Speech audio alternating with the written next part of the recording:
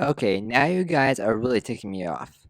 Roll the intro. My little pony, what is friendship all about? My little pony, friendship is magic. Greetings, my Brony and Piggy sister friends. Welcome to Crimson Analysis.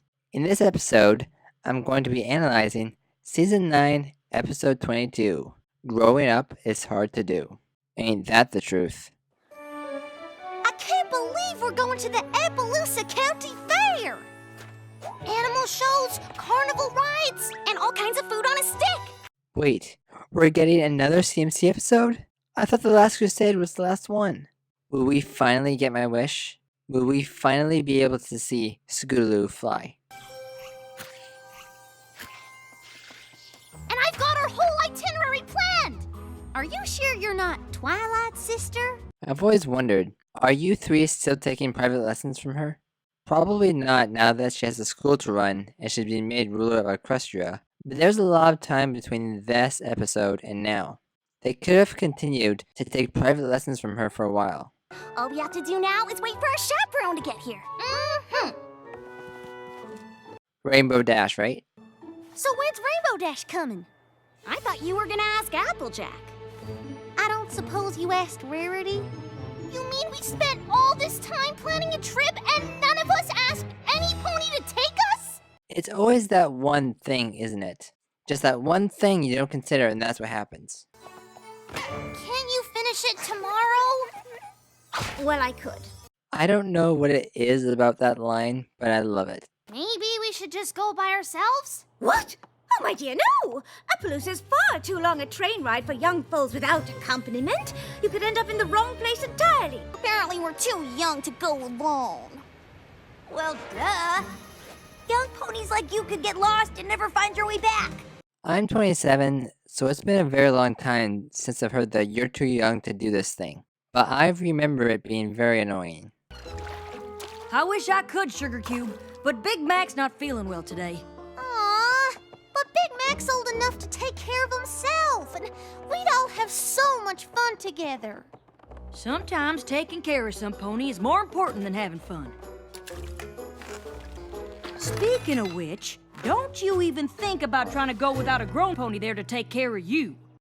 Poor Big Mac.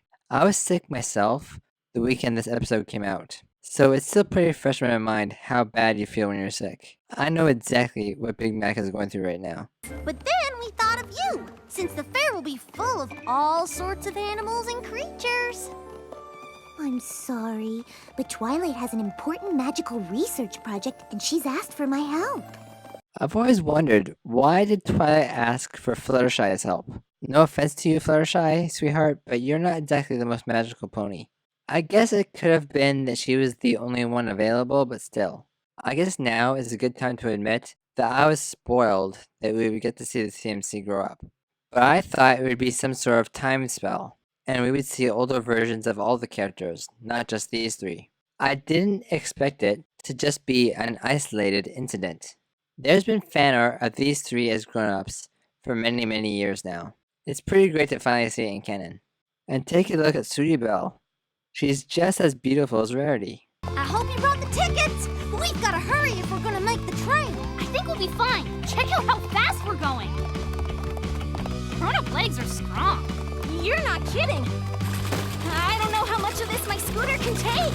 Wait, are their voices different? We made it! Of course we did! We're grown-up ponies now. We can do anything. They are. Their voices are a little bit different. I never even thought about that. I wonder if these voices are closer to the real voices of the actresses. Because when the show started, these actors were kids. After 9 years, they've grown up. This doesn't look like Appaloosa. And I'm really liking how Sooty Belle's voice sounds here. And being big is all it takes. Woke up this morning feeling tired and small. But look at us now, we must be 90 feet tall. Don't have to worry about making mistakes because being big is all it takes. Wait, a song? Facts don't matter now, cause it's not what we know. We can win any argument with because I say so. Okay, that was the most annoying saying ever. Even now, I still hate it. Because I said so? It doesn't even make any sense. Just because you said so doesn't make it true. Can't stop us now, don't try to stand in our way. We're awake, gonna take all we can from today. Once we had to listen, now you'll hear what we say. Everything is always okay. 'Cause being big is all it takes. All it takes. Well, that was a fun song. Not nearly as great as some of them have been, but still fun. Sorry, I don't mean to laugh, but you three must not travel much. This is Hayseed Junction. The train to Appaloosa isn't for a few hours. Wait a second. Aren't you supposed to be at the Peaks of Peril? Nothing but uncharted terrain and wild beasts out that way. I understand that the isolation there could be kind of maddening, but this doesn't look much better. Or you could set off on hoof. That doesn't look like a good idea. Come on, we didn't come all this way for nothing. Besides, I've been through a swamp as a young pony. As a grown-up, it'll be a snap. That didn't turn out so well last time, and being bigger wouldn't have made a difference. Okay, but that swamp is pretty confusing if you're not from around here. I'm Spur, and this is Biscuit. Aw, she's kinda cute, and I really like her voice. Biscuit thinks he can just take Bloofy here to the fair. Why not? It's just up the road, and Bloofy's my pet too. Since when? Bloofy's never even seen a crowd, which you'd know if you ever took care of him. Wait, what's in that box? Uh-oh. Jonathan, don't. Too late, already did it. Put the gun I'll down. show you with the box. What was in the box? Because I envy your normal life. Put the gun down, David. It seems that envy is my sin. Oh, what's in the box? Not until you give me the What's gun. In the box? Why do you want to bring him to the fair in the first place? You didn't even intend to put him into the contest until later. I wondered how this would go. Would they try to be responsible like adults? Or since they still have the minds of little fillies, would that take over?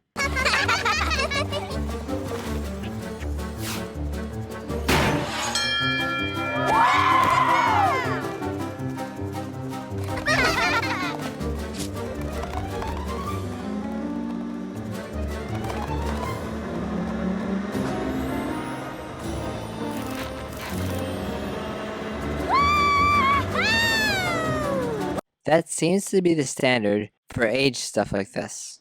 Either someone will get older and still have a young mind, or someone will get younger but still have the wisdom and experience they had previously. In almost every instance I've seen of this, the person in question still retains all their memories and experiences, regardless of whether they get older or younger. In this case, even though these three look like adults, they're still little fillies.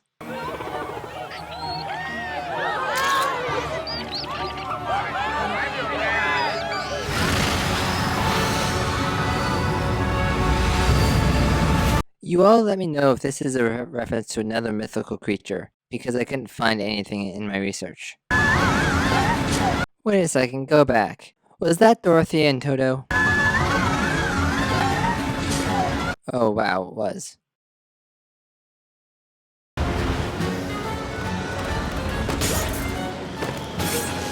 What do we do now? Wait, Sweetabelle just did a teleportation spell? We know from Twilight that that's a very advanced spell. The only ponies we've seen ever teleport is Twilight, Starlight, and Sunset. How was Sweetabelle able to pull this off? I mean, don't get me wrong, I'm impressed, but it took Twilight years to learn this. Regardless, I like the fact that they showed that she didn't quite do it right, because she ends up materializing half inside a hay bale, and her horn is in pain. There's only one petal left, but I think the three of you know what to wish for, and I'm pretty sure Star Swirl won't mind. I wish they would have elaborated a little on that. Where did he find this flower, and why did he send it to Twilight? We've never seen this thing before, and the fact that it only has 2 petals left? How many other wishes has it granted? Final thoughts, this was a very enjoyable episode. I'm sure we've all seen many, many images of what these three could look like as grown-ups. And while fan art is always nice, it's also nice to get to see it in canon. Growing up is hard to do. That is such a true statement, I can't even begin to explain how true that is. And I can vouch for this. I am 27. I have grown up. It's not easy. I'm so disappointed I was spoiled for this episode. It would have been nice to have this as a surprise. But because I live on the internet, it's no one's fault but my own. I just have to be more careful.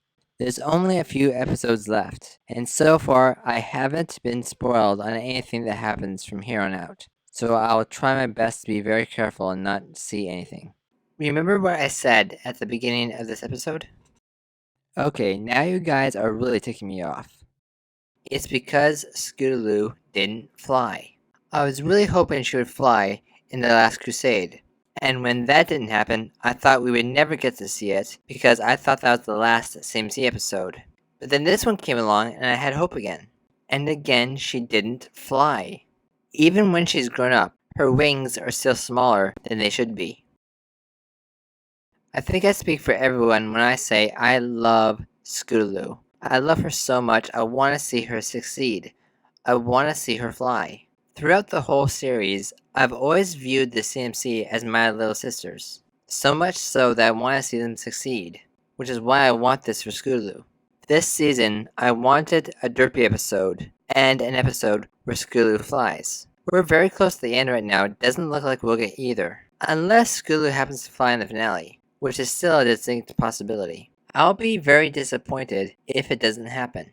The CMC have come so far from the little fillies we first saw them as. We've watched them grow up over 9 seasons.